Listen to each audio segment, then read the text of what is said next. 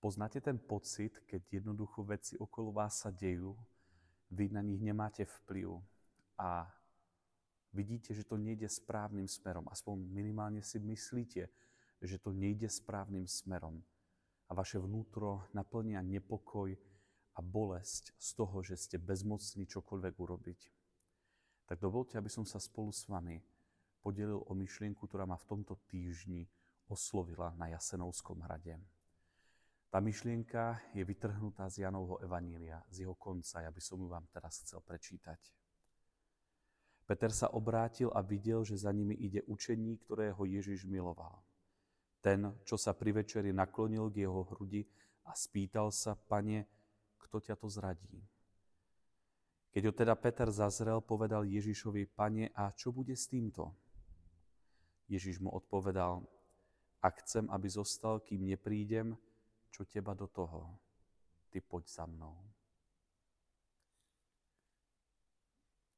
V našom živote nedokážeme ovplyvniť všetko, ale dokážeme ovplyvniť svoj život a svoje rozhodnutia. Boh po nás nechce, aby sme riešili problémy a zodpovednosti iných.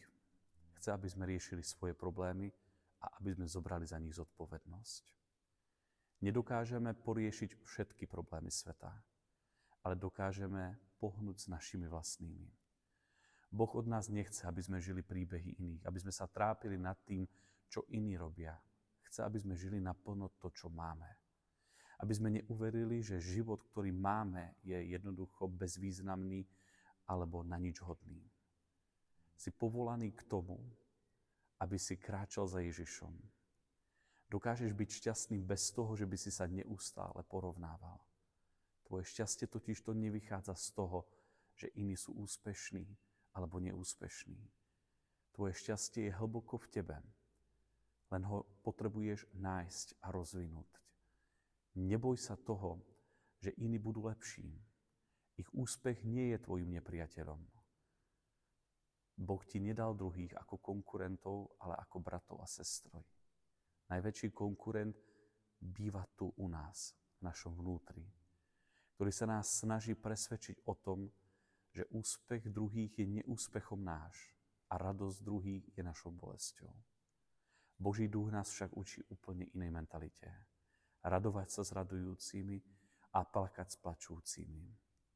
Pretože naša skutočná jedinečnosť a naša skutočná hodnota nevyplýva z toho, že pošľapeme alebo znehodnotíme jedinečnosť a hodnotu druhých, ale že uprostred oceánu príbehov žiari náš ako jediný a neopakovateľný.